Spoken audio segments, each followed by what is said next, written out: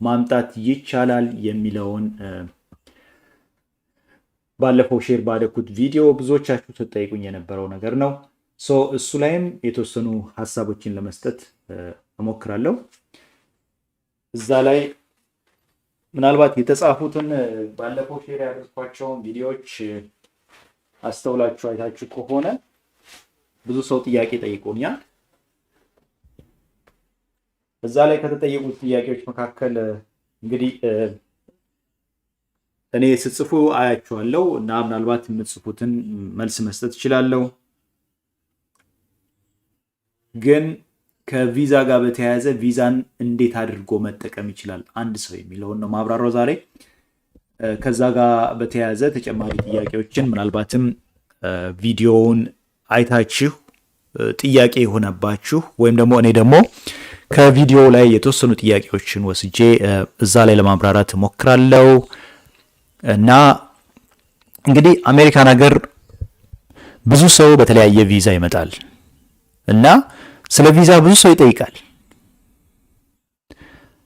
የምትመለከቱት ለምሳሌ አንድ ሳምፕል ቪዛ ነው። ለምሳሌ አሜሪካን ሀገር የሚመጣ ሰው ሳምፕል ቪዛ ስክሪኑ እንደምታዩት this is a sample, this is not a real visa, so it's not for like someone's አይደለም, I just got it from internet. So visa questions like የተለያዩ ጥያቄዎች አሏቸው። ብዙ ሰዎች የተለያዩ ጥያቄዎች አሏቸው። ቪዛ ተሰጠ ማለት አለቀ ማለት አይደለም። ከቪዛ ጋር በተያያዘ ብዙ ነገር አለው እና ብዙ ጥያቄዎች አሉት። ሰዎች ዝም ብለው ቪዛውን ይወስዳሉ። ቪዛው ላይ ምንድን ነው ያለው የሚለውንም በዚህ አጋጣሚ ማሳየት እፈልጋለሁ። በተለይ የተለያየ ኢንትሪ ቪዛ አለ። አሜሪካን ሀገር አንድ ቪዛ ሲሰጥ አንዴ ወይም ሲንግል ኢንትሪ ወይም ደግሞ መልቲፕል ኢንትሪ ተብሎ ይሰጣል። ለምሳሌ አንድ ሰው የሚመላለስ ከሆነ መልቲፕል ኢንትሪ ቪዛ ነው የሚኖረው ወደ አሜሪካን ሀገር። የተለያየ ጊዜ መመላለስ ይችላል። ሶ መልቲፕል ኢንትሪ ቪዛ ምንድን ነው? what is multiple entry visa ማለት ተመላልሶ 10 ይሁን 20 ጊዜም ይሁን 100 ጊዜ ሊመላለስ ይችላል። ያንን ነው የሚያሳየው። አንድ ሰው የሚመጣበት የቪዛ አይነት ይለያያል። ነገር ግን ቪዚተር ሆኖ ሲመጣ በጉብኝት መልክ አሜሪካን ሀገር ሲመጣ ማድረግ ያለባቸው ጥንቃቄዎች አሉ። እነዛን ጥንቃቄዎች ነው ዛሬ በተቻለ መጠን በዚህ የቪዛ ጥያቄዎች ውስጥ ማብራራት የምፈልገው ማለት ነው። ብዙ ሰው ይመጣል።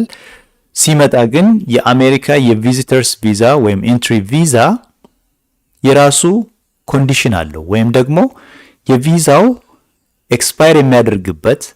ብዙ ጊዜ መልቲፕል ቪዛ ለ2 ዓመት ሲሰጥ እናያለን። በአብዛኛው ለ2 ዓመት ነው።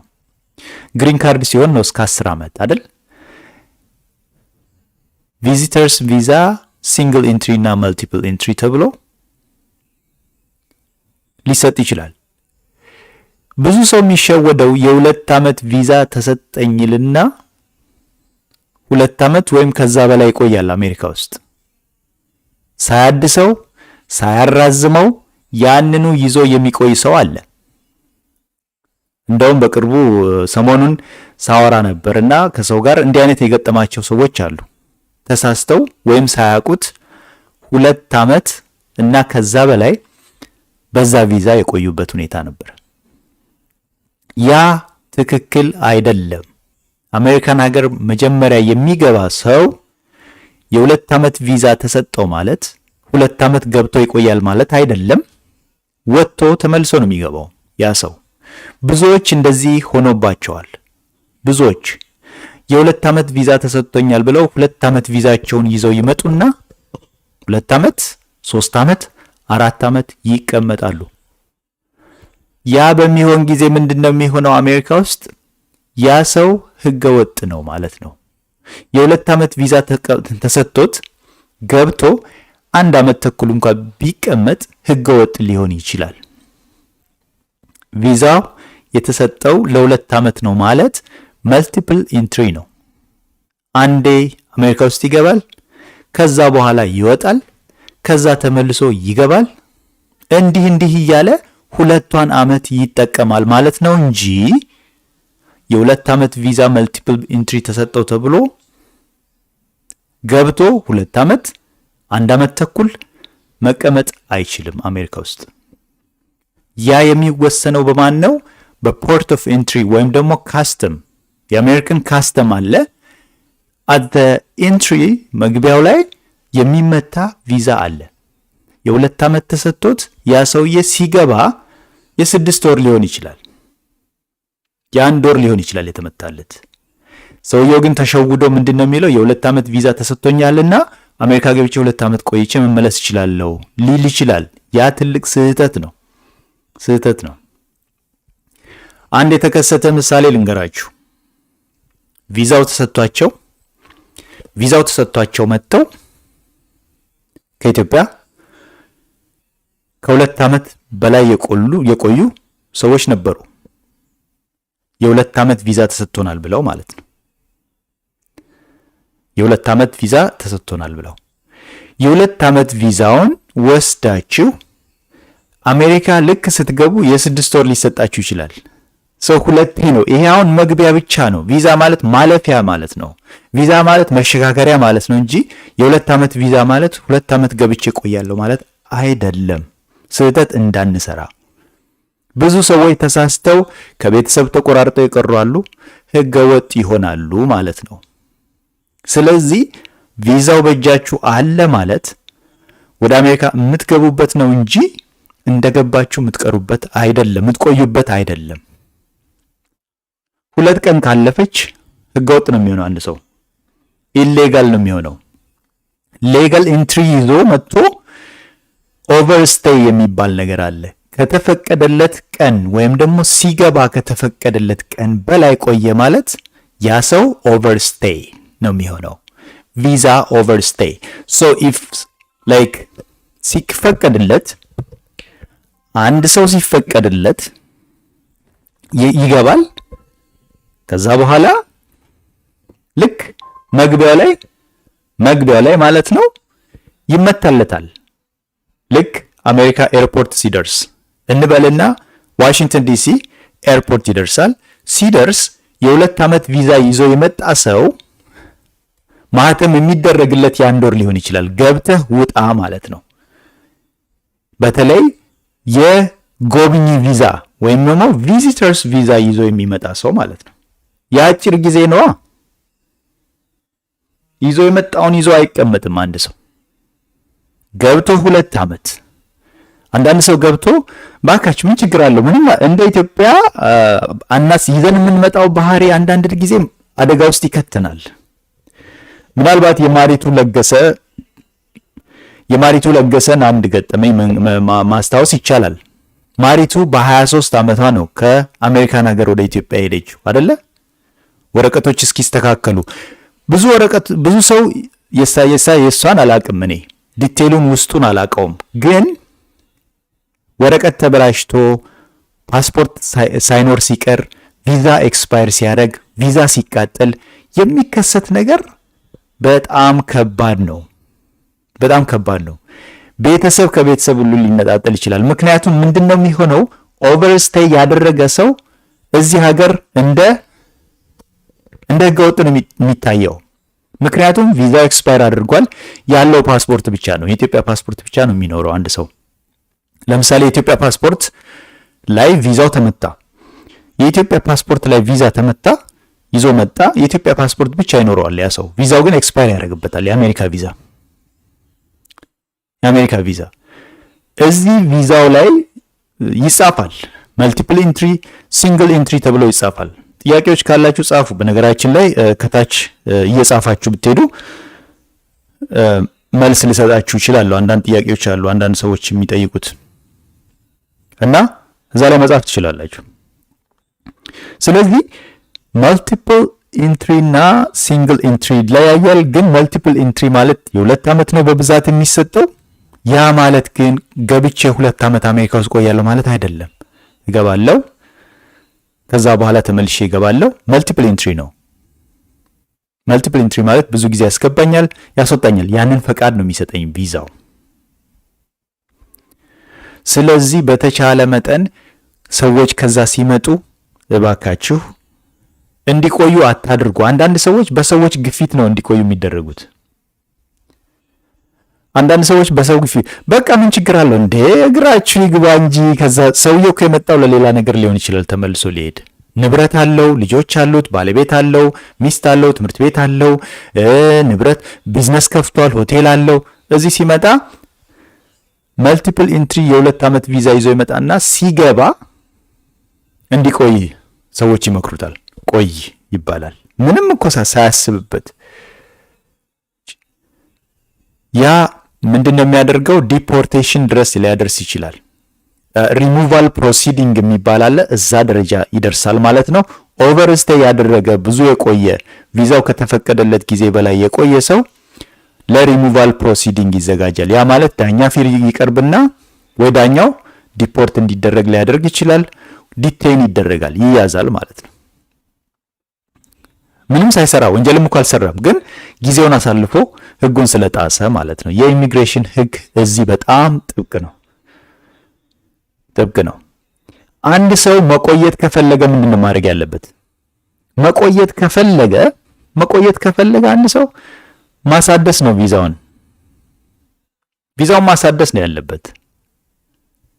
ማሳደስ ነው ያለበት። ስለዚህ አሳድሶ መቆየት ይችላል።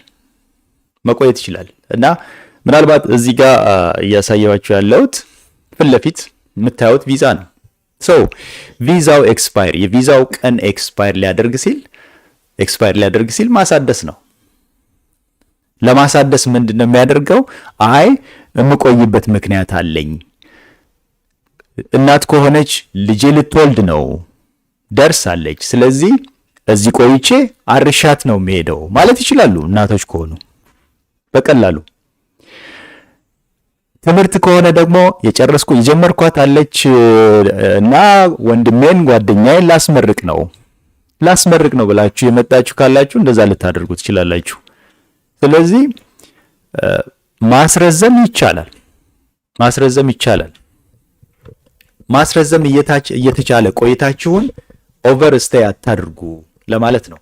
ኦቨርስቴይ ወይም ደግሞ ሳታስረዝሙ ስትቀሩ እንዳልኳችሁ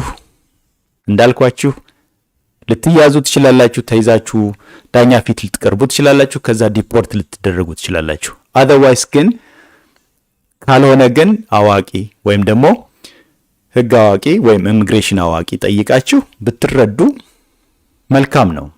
አለበለዚያ እንዲሁ ቆይታችሁ ችግር ውስጥ ነው የምትገቡት። ሌላ ሀገርም እንደዛ ነው። ቪዛ ማለት ያ ነው። አውሮፓም ቢሆን እንደዛ ነው። አሜሪካ ብቻ አይደለም። የአውሮፓም፣ የአውስትራሊያም፣ የካናዳም ተመሳሳይነት አለው።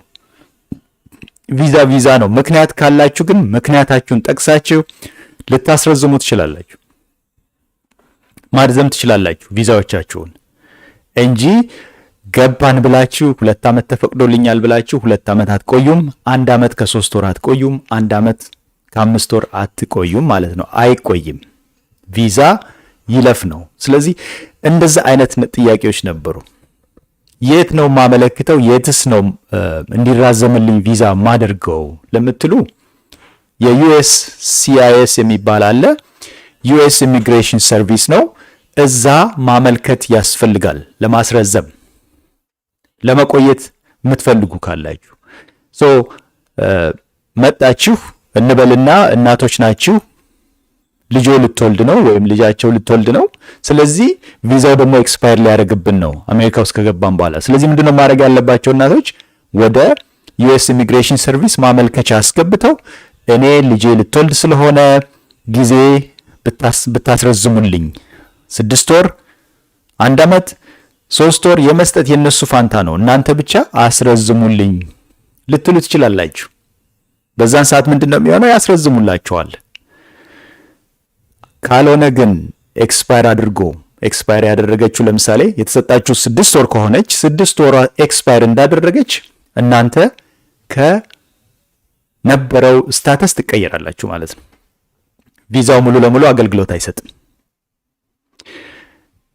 ከዛ ካላመለከታችሁ ኤክስቴንድ ካላደረጋችሁ ልክ እንዳልኳችሁ ዳኛው ዲፖርት ሊያደርጋችሁ ይችላል፣ ሊያስደርግ ይችላል ማለት ነው።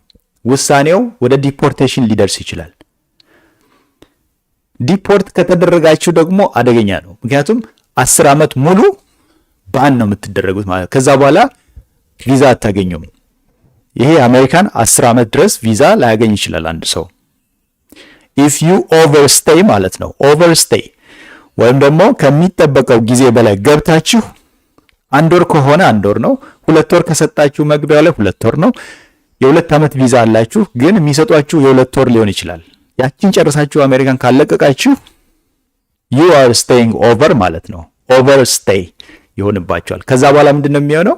ዳኛው ከፈለገ እናንተ ዲቴይን ሆናችሁ ወደ ዳኛ ፊት ነው የምትቀርቡት። ዳኛው ዲፖርት ሊያደርጋችሁ ይችላል ማለት ነው።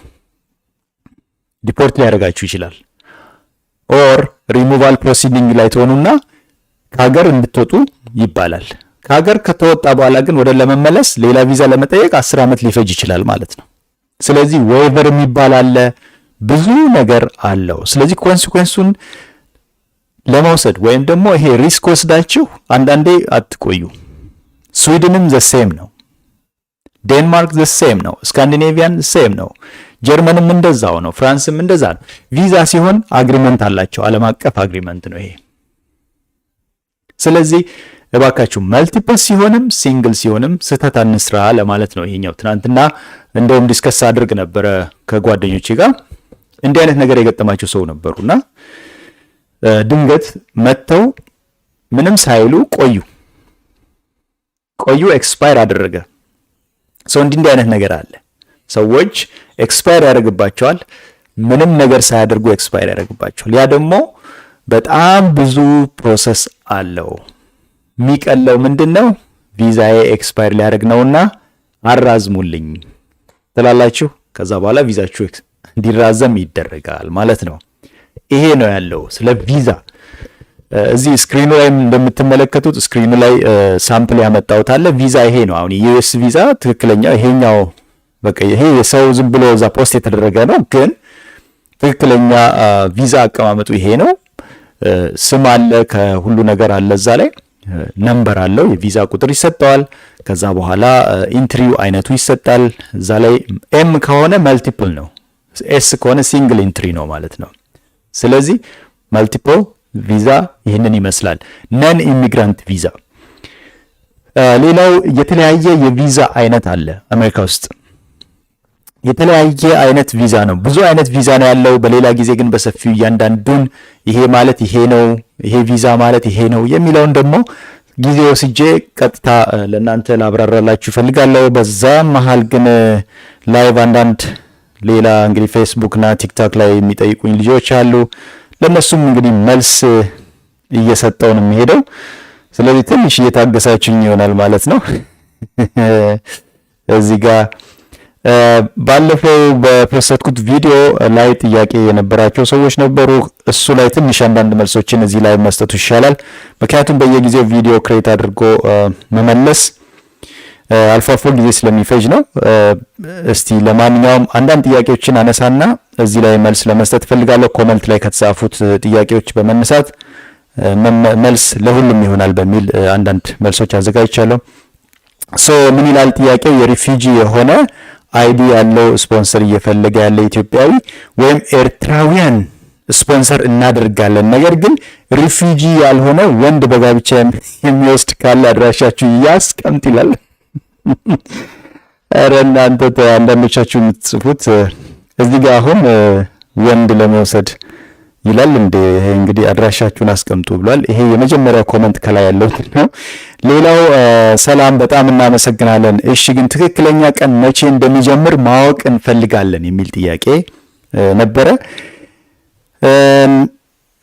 ትክክለኛ ጊዜ ወይም ቀን መቼ እንደሚጀምር ለማወቅ እንፈልጋለን። ባለፈው እንግዲህ የሪፊጂ ስፖንሰር ፕሮግራም ጀምሯል። ብዙ ሰዎች መጥተውበታል። ይሄ ነገር በአሜሪካ ማለት በካናዳ እየተሰራ የነበረ ነው። በካናዳ የሪፊጂ ስፖንሰርሺፕ ፕሮግራም ተብሎ ቆይቷል ከተጀመረ። ግን አሁን ይሄ አሜሪካ ውስጥ ፕራክቲስ እየተደረገ ያለ ነው። ኢፌክቲቭ ሆኗል ካናዳ ውስጥ። በተለይ ኤርትራውያን በጣም አፕሪሺየት የምናደርጋችሁ ኤርትራውያን በጣም አፕሪሺየት እናደርጋቸዋለን። በዚህ አጋጣሚ እነሱ በጣም ኦርጋናይዝ ናቸው። ብዙ ኤርትራውያን ናቸው የተጠቀሙት፣ ብዙ ኤርትራውያን ምክንያቱም ኢትዮጵያውያን በአብዛኛው በቃ በጭቅጭቅና በምን መረዳዳት ላይ ብዙም አይደለም። ኢትዮጵያዊ ዝም ብሎ አይጠቀምም። እንደዚህ አይነት መረጃ ከመጠቀም ቁጭ ብሎ መሰዳደብን ኦንላይን ይፈልጋል። እሱ ጥሩ አይደለም። በተቻለ መጠን እንደው ነቃ ማለትና ከሌሎችም መማር ያስፈልጋል። በዚህ አጋጣሚ ያው አፕሪሺየት ለማድረግ ነው ኤርትራውያንን። ብዙ ኤርትራውያን ተጠቃሚ ነበሩና ይህንን ፕሮግራም በተለይ ካናዳ ያለውን ብዙዎቹ ተጠቅመዋል። ስለዚህ በርቱ። እናንተም እንግዲህ ኢትዮጵያውያንም በዚህ አጋጣሚ ብዙዎች ትጠቀማላችሁ የሚል ተስፋ አለ። ተጠቀሙበት። ሌላው is it working in South Africa የሚል ጥያቄ የነበረ ደቡብ አፍሪካ ላለስ ይሰራል ወይ ወይም ደግሞ ደቡብ አፍሪካ ላለስ የሚል ነው። የትም ዓለም ላይ በስደት ላለ ይሰራል ብዬ ባለፈው መልሻለሁ። ገነት የምትባል ልጅ ጠይቃ ነበረ። ሃይ ገነት ብዬ መልሻለሁ። is it working in South Africa ብላለች። አዎ ሳውዝ አፍሪካም ይሰራል። so ሌላ ምንድነው ያለችው? ኦኬ ታንክ ዩ ሶ ማች ፎር ሪስፖንዲንግ አይ አፕሪሺየት ኢት። እኮ ወዲያው ነው የምመልሰውና ብዙ ሰው አፕሪሺየት አድርጎኛል። ታንክ ዩ በጣም በእውነት ፌስቡክ ላይም እንደዚሁ ብዙዎች የጻፋችሁት መልስ ነበረ። በጣም ነው አመሰግነው። አይ ሪሊ አፕሪሺየት ዳት ብላለች። ታንክ ዩ ሶ ማች። ልጅና ሚስት ካለው የሚመጣው አብሮ መምጣት ይችላሉ ወይ? አዎ ይችላሉ። ቤተሰብ ማለት እኮ ነው ይሄ። ልጅ ሚስት አብሮ መምጣት ይችላሉ ወይ? አዎ ይችላሉ። ስለዚህ ይችላሉ። ልጅና ሚስት የቤተሰብ አካል ነዋ። ስለዚህ ይመጣል። ስለዚህ ቤተሰብ አብሮ ሊመጣ ይችላል።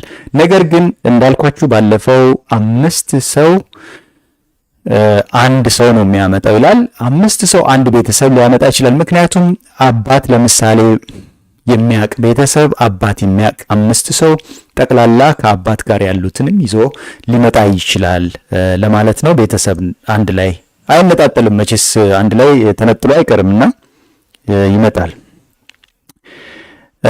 አንድ ጥያቄ አለኝ የሚል የልጅና ሚስት ካለው መልሻለሁ። እሱም ሰላም፣ እኔ አንድ ጥያቄ አለኝ። ባልና ሚስት ከሁለት ልጆች ጋር 5 ግሩፕ መውሰድ ይቻላል ወይ? that's ይቻላል። አሁን ይቻላል። ነገር ግን ምንድነው ዋናው ነገር የሚመጡት ግለሰቦች ከሀገር ውጪ ከኢትዮጵያ ውጪ መሆን አለባቸው። ኢትዮጵያውያን ከሆኑ የሚመጡት፣ ኤርትራውያን ከሆኑ ደግሞ ከኤርትራ ውጪ በሰው ሀገር የሚኖሩ በሁለተኛ ሀገር የሚኖሩትን ነው ይሄኛው ፕሮግራም የሚጨምረው። ሌላው በጣም እናመሰግናለን። ስፖንሰር የሚሆነው ሰው ገቢና እድሜ ይጠይቃል ወይ? yes ይሄ ትልቅ ጥያቄ ነው። ስፖንሰር የሚሆን ሰው ከ18 ዓመት በላይ የሆነ ገቢ ያለው ነው። ትልቅ ሰው እንግዲህ ማለት ነው።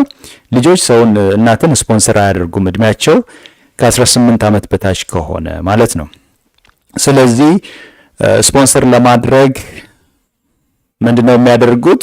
ገቢያቸውን ማሳየት ይጠበቅባቸዋል። ምክንያቱም ገቢያቸውን እንኳን ባይባልም ያቺ የምትዋጣዋን ለ5 ሆነው $2335 ማሰባሰብና አብሮነትን መግለጽ ብቻ ነው። እስካሁን ያለው አንድ ሰው ይሄን ያህል ገቢ ይኑረው የሚል አልወጣም። አዲስ ስለሆነ ሁላችሁም እንግዲህ እዚህ ቻናል ላይ በተቻለ መጠን እየተከታተልኩ ሼር ስለማደርግ ብቅ እያላችሁ ብታዩ ጥሩ ነው።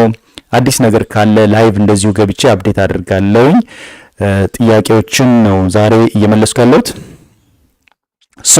ሌላኛው ጥያቄ 5ቱም ሰዎች $2375 ማውጣት አለባቸው። ጠቅላላ 11875 ለአንድ ቤተሰብ ለአንድ ሰው አድርጎ ደምሮ ብሪክቲ እንደዛ ብላለች። ሊድበል ብሪክቲ አይደለችም። ብሪክቲ ተመልሶልሻል ጥያቄሽ። ሊድበል የሚባል ሰው 5ቱም ሰዎች $2375 ማዋጣት አለባቸው። በጠቅላላው 11875 ነው ወይ ይላል። አንድ ቤተሰብ ከሆነ በቤተሰብ በአባት ስም ለምሳሌ መሀል የሚመጣ ሰው ልጆች አሉ፣ ሚስት አለች፣ አንድ ላይ ተደማምረው ሊመጡ ይችላሉ። ለ5ቱ ግሩፕ እንግዲህ በጀት ያስፈልጋል ኦፍ ኮርስ። ስለዚህ እስቲ መረጃውን በደንብ ጠይቄ ኢሜል አድርጌላቸው ባለፈው በደንብ ነው ዲቴሉን የላኩልኝ። ከነሱ ጋር ኮሙኒኬት አድርጌ እስቲ ሌሎች ጥያቄዎችንም እንደዚሁ ጨማምሬ አመጣለሁኝ ማለት ነው። በግምት በስንት ጊዜ ጨርሶ ይገባል ብለህ ትገምታለህ ብሎኛል የጠየቀኝ ሰው። በስንት ጊዜ ጨርሶ ይገባል እሱ መገመት አይቻልም። ኢት ዲፔንድስ የት ነው ያለው ያ ሰው የሚለውን እሱንም ኮንሲደር ማድረግ ያስፈልጋል። ለምሳሌ አንዳንድ ሀገራት ቶሎ ነገሮችን ጨርሰው ሊልኩ ይችላሉ። ከታች የሚመጣው ዶክመንት ወዲያው ካለቀለት በዩኤን በተለይ በዩኤንኤችሲአር የተመዘገበ ከሆነ ይቀላል ወዲያው፣ ምክንያቱም ፋይሎቹ አሉ። ስለዚህ ፋይሎቹን ትራንስፈር ማድረግና ትራንስፖርቴሽን ማዘጋጀት ነው። እሱን ያንን መንግስት ይረዳል፣ ያንን ፕሮሰስ ያደርጋል ማለት ነው። ከዛ በኋላ ግን ከሚያስቸግር ነገር የለውም። በቀላሉ ፕሮሰሱ ሊያልቅ ይችላል። ሌላው ትምህርት ላይ ያለ ሰው ምንድነው ማድረግ የምችለው? ተማሪ ነው ብለዋል። ተማሪም ያው ነው። ተማሪም ቢሆን ሰራተኛም ቢሆን ሁሉም ግን የራሱ ስፖንሰርሺፕ እስከሆነ ድረስ ያው ነው። ስደተኛ ነው። የትም ይማር የት ስደተኛ ነው። ሲመጣም ትምህርቱን ይቀጥላል ማለት ነው። አቋርጦ ለምሳሌ ሃይ ስኩል አቋርጦ የሚመጣ ልጅ ሊኖር ይችላል። ዩጋንዳ የሚኖር ሰው ለምሳሌ ሃይ ስኩሉን አቋርጦ የሚመጣ ሰው እዚህ ሲመጣ ሃይ ስኩሉን ይቀጥል ይችላል። ኮሌጅ የገባ ሰው ምናልባትም ከተሳካለት እዚህ ኮሌጅ ሊገባ ይችላል። እሱ ነው። ሌላ ጥያቄ ኤርፖርትን በተመለከተ አንዳንዶቻችሁ ይጠይቀኝ ይችላል። ትራንስፖርቴሽን በተመለከተ ትራንስፖርቴሽን ፋሲሊቴት ያደርጋል። እንግዲህ ዩኤስ ጋቨርንመንት ሪፊጂ ስፖንሰር ለሚያደርጉ ሰዎች ዘው ፋሲሊቴት ትራንስፖርቴሽን ማለት ነው። ትራንስፖርቴሽን ፋሲሊቴት ማድረግ፣ አንዳንድ ነገሮችን ማስተካከል፣ መርዳት ይችላሉ። እነሱ ያንን ነገር ፋሲሊቴት ያደርጋሉ እና እሱን ብዙ ማሰብ አያስፈልግም እዛ ላይ። ግን ዋናው ነገር ከመጡ በኋላ እስከ ምን ያህል ጊዜ የሚል ጥያቄ ነበረ። እስከ ምን ያህል ጊዜ ላለ ሰው እንግዲህ እስከ ምን ያህል ጊዜ ነው እነዚህን ሪፊውጂዎች ምረዳው ወይም ደግሞ ማገዛቸው ላልከው ምናልባት እነዚህን ሪፊውጂዎችን የሚመጡትን ለ90 ቀን ነው የምትረዱት ማለት ነው። ለ90 ቀን ብቻ ነው። ከ90 ቀን በኋላ ራሳቸውን ችለው ይንቀሳቀሳሉ ማለት ነው። ቪዲዮ ላይ እንደተመለከታችሁት አሁንም ቢሆን ቪዲዮውን እዚህ ሊንኩ ላይ አስቀምጥላችኋለሁ ከታች። ያንን ቪዲዮ ድጋሚ ታዩታላችሁ። ድጋሚ አይታችሁ ሌሎች ጥያቄዎች ካሏችሁ ልትጠይቁ ትችላላችሁ ማለት ነው። ለ90 ቀን ነው እንዳልኳችሁ። ለ90 ቀን ከቆዩ በኋላ ራሳቸውን ችለው ሁሉን ነገር ጨራርሰው ወደ ራሳቸው ኑሮ እስኪገቡ ድረስ ነው እንጂ እንዳለ አብራችሁ ትቆያላችሁ ማለት አይደለም። ለምሳሌ አንድ ሰው መጣ፣ እዚህ ሀገር ሲመጣ መንጃ ፍቃድ እንዴት እንደሚወጣ፣ ካርዶች እንዴት እንደሚወጡ፣ መታወቂያ እንዴት እንደሚወጣ፣ የት እንደሆነ፣ አድራሻ ቤት በኩል እንደሆነ፣ ቤት እንዴት እንደሚያዝ፣ እንደሚከራይ፣ ሶሻል ሴኩሪቲ የሚባል ነገር አለ፣ ከሶሻል ሴኩሪቲ አድሚኒስትሬሽን ጋር እንዴት እንደሚገናኝ፣ ይሄን ካደረጋችሁ በኋላ ከ90 ቀን በኋላ እናንተ ቻው፣ ከዚህ በኋላ ራስን ችለ አሜሪካ ሜዳው የሚያው ነው፣ ፈረሱ የሚያው ነው፣ ትጋልባለህ ትሉታላችሁ። መጋለብ ይጀምራል ማለት ነው። ያንን ነው ኮርቻው ላይ የምታስቀምጡት እናንተ ናችሁ። ዋናው ዓላማ ያ ነው። አሜሪካ ውስጥ አንድ ሰው ኮርቻው ላይ አስቀምጣችሁ ፈረሱን ጋልብ ብላችሁ ከነፈረሱ አሜሪካ ውስጥ ትለቁታላችሁ። ከዛ ውጪ ግን ሌላ እጁን ይዛችሁ የምትሄዱበት አይደለም። 3 ወር ብቻ ነው። 90 ቀን ነው። ከ90 ቀን በኋላ ይህ ሰው ራሱን ይችላል። ይህ ሰው ወደዛ ወደዚህ መንቀሳቀስ ይችላል። 90 ቀን ሙሉንም ደግሞ አብራችሁ ላትቆዩ ትችላላችሁ። ከ90 ቀንስ በኋላ ብላችሁ ለጠየቃችሁ ጥያቄ ከ90 ቀን በኋላስ ምንድነው የሚለውን ከ90 ቀን በኋላ በእናንተ ፈቃድና መልካም አስተሳሰብ ከዚህ ሰው ጋር ካመጣችሁት ሰው ጋር እንደ ጓደኛ እንደ ዘመድ ጠያቂ መልካም ሐሳቢ ሆናችሁ ያንን ሰው መርዳት መቀጠል ትችላላችሁ። ራይት ያንን አድርጉ። ስለዚህ እንደዛ ብታደርጉ ወይም ደግሞ ፍሬንድሺፑን ብትቀጥሉ መልካም ነው። ራይት ያንን ታደርጋላችሁ። ከዛ በኋላ ግን አብራችሁ በምትሆኑ ጊዜ አብራችሁ ኮሙኒኬት በምታደርጉ ጊዜ ግን እንደሚሆነው መረጃው ወይም ደግሞ መረጃን ሼር ማድረጉ ይቀጥላል ማለት ነው። እና ላይቭ የገባውበት አንዱ ዓላማ ወደ ማጠቃለሉ እየሄድኩኝ ነው። ማጠቃለያው ስንዘጋው ቪዛ ሲሰጣችሁ ባካችሁ ተጠንቀቁ። ቪዛ ተሰጠ ማለት አለቀ ማለት አይደለም። ከተሰጠ በኋላም ስትገቡ የምትመታ ቀን አለች። እሷን ቀንና መውጫችሁን አስባችሁ እዛ I-94 የሚባል አለ። I-94 መጨረሻ ላይ I-94 ቪዛ አሜሪካ ሲመጣ I-94 የሚባል አለ። I-94 ማለት ምንድነው? ስትገቡና ስትወጡ የምታስረክቡት ነው ማለት። ስትገቡ ይሰጣችኋል፣ ስትወጡ ደግሞ ለኢሚግሬሽን ሰርቪሶች ሰጣችሁ ነው የምትወጡት። እንደዛ ካላደረጋችሁ እና እዚሁ ከቆያችሁ ከተፈቀደላችሁ ጊዜ በላይ ከቆያችሁ ኢሌጋል ነው የምትሆኑት። ዳኛ ፊት ሊያስቀርብ ይችላል። ስለዚህ ሕግን መጣስ ይሆናል ማለት ነው። ስለዚህ ኤክስትራ ቀን አትቆዩ። አንድም ቀን በቃ እንደ ትናንት ኤክስፓየር አድርጎ ዛሬ ወይኔ ጠፍቶብኝ እንደዚህ ምናምን የሚባል ነገር የለም። ሕግ ነው አይደል እንዴ? ባለማወቅም በመጽሐፍ ቅዱስ እንግዲህ ክርስቲያኖች እንግዲህ የምትሉት አለ በማወቅም ሆነ ባለማወቅ የሰሩት ኃጢአት ይባላል አይደል? በማወቅም ሆነ ባለማወቅ the same thing ነው። እዚህ ሀገርም ሕግ በማወቅም የለ ባለማወቅም ሕግ ነው። ስለዚህ አንድ ቀን አለፈች ማለት ከባድ ነው የሚሆነው። ስለዚህ በአግባቡ እንድትጠቀሙልኝ ነው። ብዙ ሰዎች ተሳስተው ህይወታቸው በጣም ከባድ ምስቅልቅል የሆነበት ሁኔታ ነው ያለው። ስለዚህ እንዲህ አይነት ነገሮች በሰዎች ላይ እንዲከሰቱ በጣም አልፈልግም። እውነቴን ነው የምላችሁ።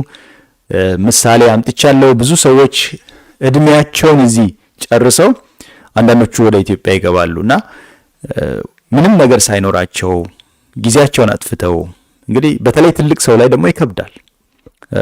ወጣት ከሆነ ተሯሩጦ የሆነች ጎንበስ ቀናም ብሎ አንዳንድ ቦታም ሰርቶ የሆነ ነገር ሊያገኝ ይችላል። ትልቅ ሰው ግን በቪዛ ቪዛው ኤክስፓየር እስኪያደርግ ድረስ አትጠብቁ። በተቻለ መጠን ቪዛው ኤክስፓየር እንዳያደርግ፣ በተለይ ቪዛ የገባበት ኢንትሪ ላይ የተመታው ቪዛ ልክ ከኤርፖርት ወርዶ አሜሪካን ሲረግጥ የተመታበት አለ። ማህተሟን እዩት፣ ቀኗን እዩ። ያቺ የተመታችበት ቀን ማለት የመጨረሻ ቀን ነች። ስለዚህ በዛች ቀን መውጣት አለባቸው ወይም ማራዘም አለባቸው። እሱን ለማለት ነው። ዛሬ በጣም ስትረስ ሰጥቼ እሱ ላይ ነው ላይቭ እንደውም ብዙ አላሰብኩም ነበርና እንደምታዩም ብዙ ነገር ሬዲ አላረኩምላችሁ። ያንን እንድትወስዱልኝ ነው።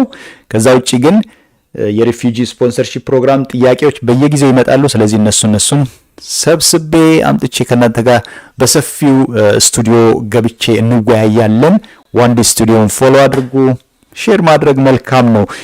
ላይክ ማድረግ ደግሞ ምን መሰላችሁ፣ እናንተ ቪዲዮን ስትወዱ ላይክ ስታደርጉ ለብዙ ሰው እይታ መንገድ ትከፍታላችሁ ማለት ነው። ስለዚህ ጥያቄዎቻችሁን ጻፉ። እኔም ደግሞ በተቻለ መጠን እየመጣው መልስላችኋለሁ። ከዛ ውጪ ግን ያመለጣችሁ ካላችሁ ተመልሳችሁ ይሄን ቪዲዮ በሙሉ እዩ እና አስተያየቶቻችሁን መስጠት ትችላላችሁ። ከዛ ውጪ ግን የዛሬውን ፕሮግራሜን አጠናቀቅኩ። ሰላምና ጤና ከእናንተ ጋር ይሁን። ቻው ባባይ